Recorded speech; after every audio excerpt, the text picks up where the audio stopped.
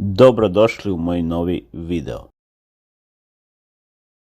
Evo, posle malo nekog vremena opet da vam uradim jednu recenziju Tesline klime model TT34EX81-1232 IAV, što znači da ima Wi-Fi, nema grejač tacne i ovdje na ovoj slici vidite da je unutrašnja jedinica 10,5 kg pakovanje, sama jedinica 8 kg i spoljna jedinica je 26 kg pakovanje, a 24 kg je samo spoljna jedinica, što je malo bolje od Foxa, Voxa i tih nekih klima. I sada ćemo da se bacimo na otpakovanje ove klime.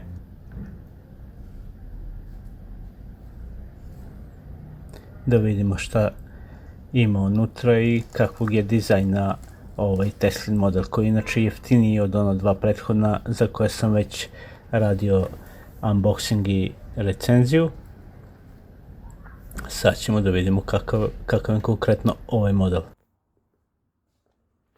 Evo ga pakovanje, unutra imamo standardne stvari, sad ću ja to da valim da vidite. Ovo su ove nogice za spoljnu jedinicu koje inače ne treba da stavljate jer nisu nešto specijalno potrebne. Evo ga i daljinski koji je lepog dizajna, samo je malo tanji u odnosu na one prethodne dve klime, a one imaju malo veći daljinski. I ovamo imamo ovaj paket sa ovim dodacima za klimu, sa baterijama, sa ovim holenderima, tiplovima i sa uputstvom. I ovdje ovo je ovaj držač za daljinski ko hoće da to negdje ušrafi na neki zid. Sada ćemo da izvadimo unutrašnju jedinicu i da vidimo kako je ona izvedena i kakvog je dizajna.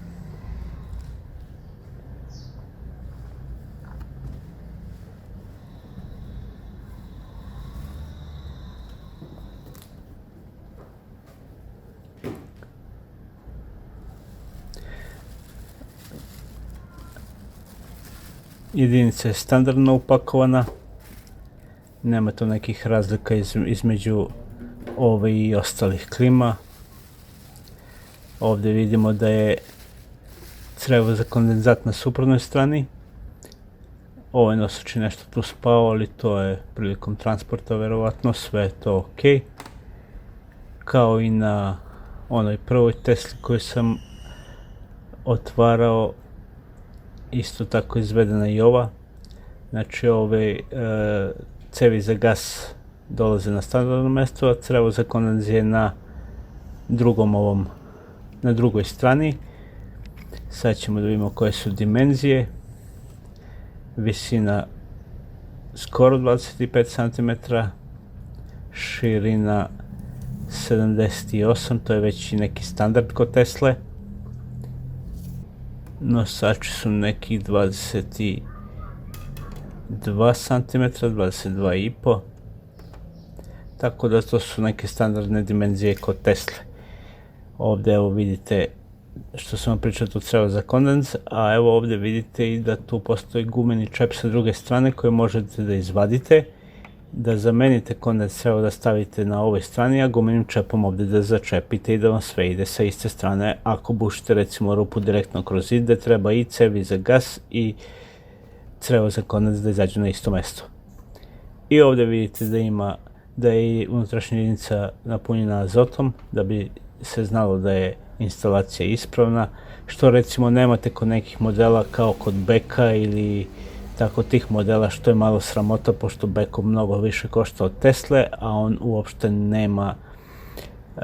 nije napunjen azotom da bi mogao instalator da zna sigurno da je sve u redu sa unutrašnjom jedinicom pre nego što je namontira.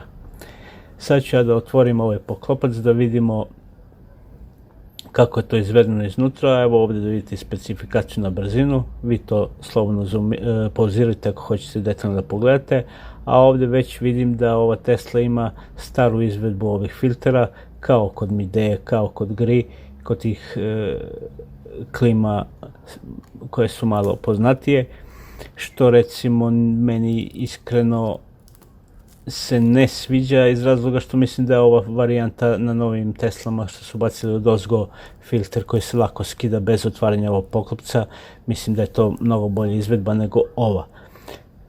Svejedno to neće da remeti nešto samu funkcionalnost uređaja, ali je lakše korisniku da čisti filter kada je filter odozgo, da ne mora da otvara ni poklopac ni ništa. Sad ću ja ovdje da otvorim to da vidimo kako ovo je malo bolje upakovano nego inače.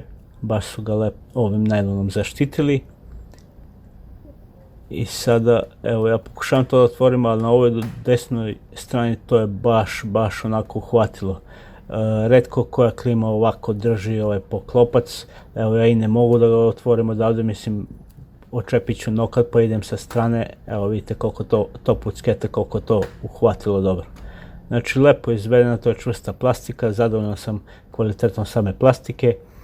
I evo je ova žaluzina kao što vidite i ovaj detalj mi se isto sviđa, ali pre toga evo da vidite gdje se nalazi Wi-Fi i ova druga elektronika za display. Sad ćemo da otvorimo evo poklopac da vidimo kakvi su terminali, a ovo mi se kod žaluzine dosta sviđa što je ovaj srednji deo lepo napravljen na klik-klak. Kad hoćete da skidate da bi to oprali, vi samo to pomerite na desno, ono klikne i skinete žaluzinu bez nekog napinjenja i druge problematike kao što ima kod nekih izvedbi klima. Evo sad ćemo da otvorimo ovaj deo gdje su terminali da vidimo kako je to izvedeno.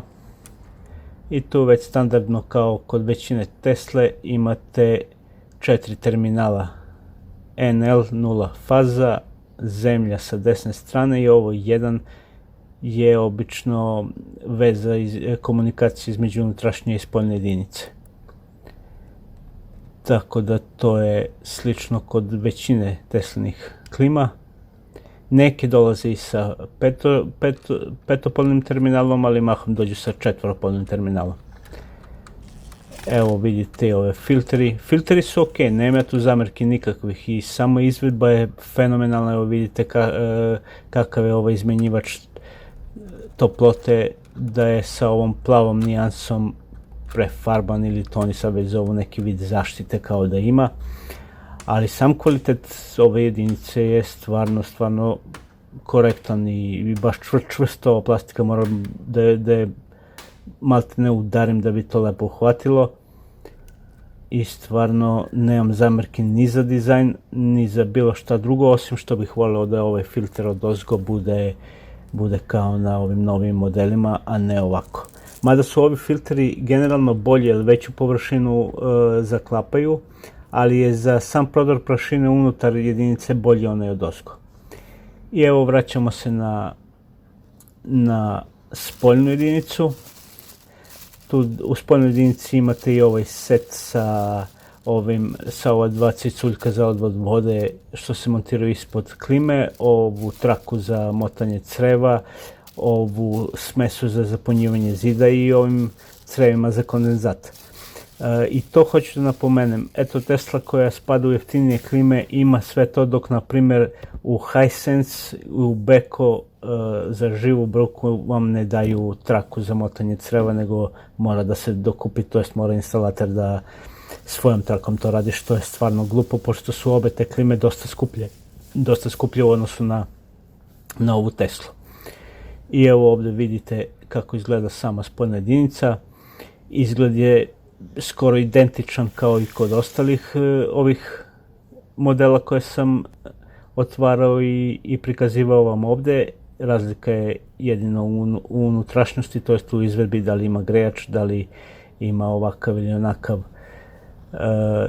izmenjivač toplote i tako dalje, što ćemo sada da otvorimo i da vidimo, ali sam izgled ovako od spolja deluje isti kao i na one prethodne dve Tesle koje sam otvarao. Mogu da vam kažem da je na sam osjećaj isto sve odlično, nemam zamjerke, evo vidite i sam izmenjivač da nema greške, on je super, nigdje nije ni pokrivljen ni ništa i vizualno stvarno lepa jedinica. Nemam ja tu šta da sad nalazim neku zamjerku i da kažem da nešto ne valja kad je sve odlično. I sviđa mi se što je okrugla ova rešetka za ventilator, što je ovako okrugla i ima tu dva šrafa gore i dole koje mogu da se od šrafa i da se skine samo ta rešetka, a ne da se otvara cela klima da bi se došlo do tog unutrašnjeg dela za eventualno neko pranje ili održavanje same jedinice. Sada ćemo mi to da šrafimo, imam tu i pomoć. Moj sin će da odšrafi sve to tu, da vidimo šta to tačno ima u ovoj klimi unutra i koja je razlika, koji je kompresor i kako je sve to izvedeno. I evo, skidamo tu poklopac, idemo redom.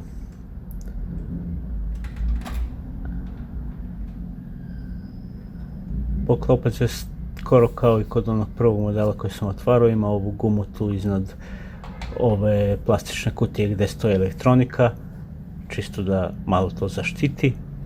Moramo i ova dva šrafa da skinemo koja fiksiraju ovu stranicu sa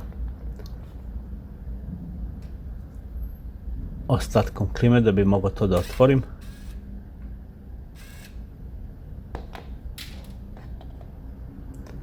I sada to polako otvaramo da ne bi nešto iskrivili. I evo, skinuli smo tu prednju stranicu.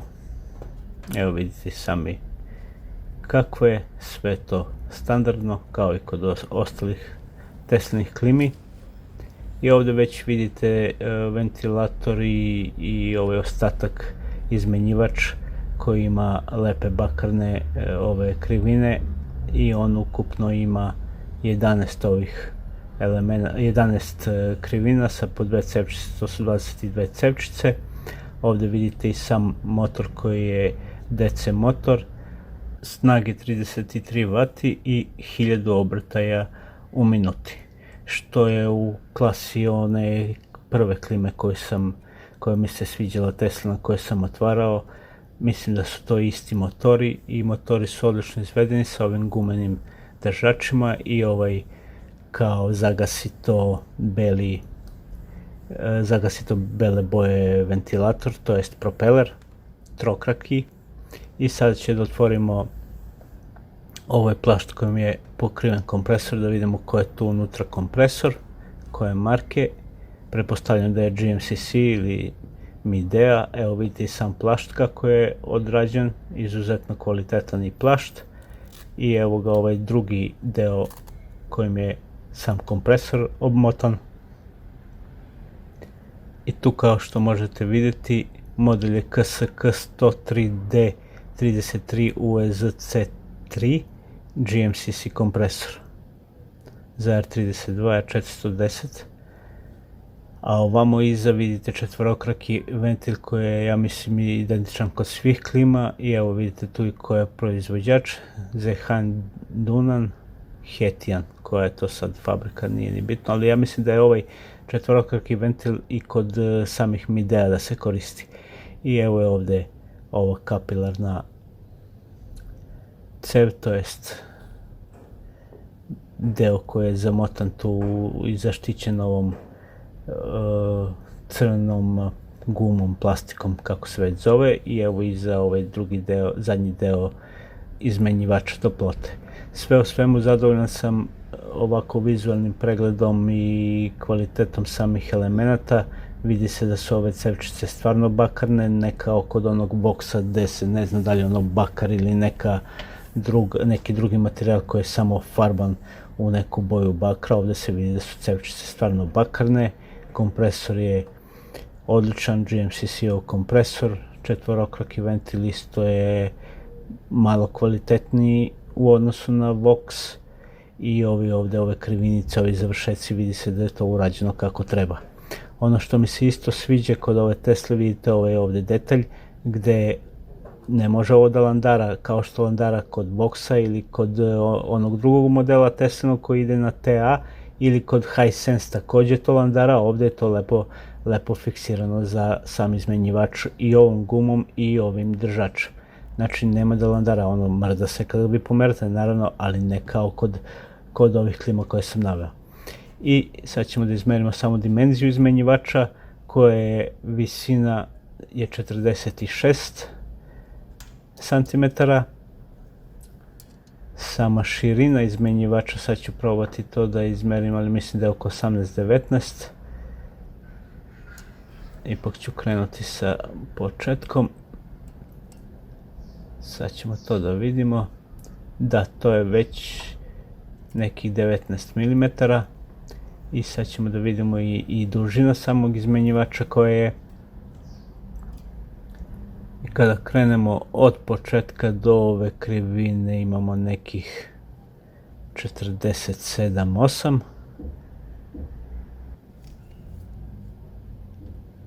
Tu 47, ako dodam ovdje još 5, pa ovdje još 5, to je 57. I ovdje kad dodam još nekih 12, to je oko 69. 69-70 cm je dužina izmenjivača. Mogu da kažem da stvarno sam zadovoljan izgledom ove klime iznutra, deluje da je odrađeno korektno, ne vidim nikakvu neku zamerku, nikakvu manu. Plašt je ok, kompresor je vrhunski, mislim nije možda Mitsubishi kompresor ili Daikinov, ali je GMCC svakako odličan kompresor. Tako da sve deluje korektno. Ono što ova jedinica nema je, kažem, taj grejač tacne, koji inače po meni mislim da nije mnogo ni preko potreban, jer sve će klime da rade do nekih -15 bez tog grejača tacne, a taj grejač tacne služi da bi radilo na još nižim temperaturama gdje je sama iskorišćenost klime već upitna, tako da i nije nešto pretjerano neophodan, a kako su kod nas zime već sve blaže i blaže, retko kad će to i da prelazim tih -15 stepeni kada će biti potreban grejač tacne. Dobro je da se ima za brže odleđivanje kada se radi defrost klime, ali ovako nije preko potreban. Sada ovo ja polako vraćam nazad i stvarno sam zadovoljan i ovim i plaštom, i kad sam otvorio klimu taj prvi utisak mi je bio pozitivan, što je vrlo bitno. Jeste da oni nisu baš najbolje namestili ovaj gornji deo ovog plašta, ali sve se to lepo uklapa, onaj unutrašnji deo pokriva kompresor, ovaj spoljašnji plašt štiti sve ostalo, smanjuje i buku i delimično štiti ostale elemente od nekih naglih temperaturnih promjena. Tako da ja ću to polako ovo da pakujem, nemam ja tu šta mnogo da dodam, osim da ova klima za ovu cenu, a ja sam je konkretno na nekom popustu platio oko 34.000, predstavlja jednu odličnu kupovinu. Sad nisu to vrhunske klime, da me ne shvatite pogrešno, kao što možete da dobijete sa Mitsubishijem, sa Daikinom, sa nekim drugim Japancem, ali za ovu cenu verujte mi da je ovo odlična kupovina. Nadam se da vam se sviđao video. Ako želite još drugih modela i drugih klima da radimo unboxing, napišite u komentaru, potrudit ćemo se da prikažemo svaki mogući model koji se razlikuje od drugih, da vidimo koje su to razlike između pojedinih modela. I zapratite nas, lajkujte nas, šerujte nas i učinite da budemo vidljivi na mrežama. Toliko od mene u ovom videu. Hvala na gledanju i vidimo se u sljedećem videu.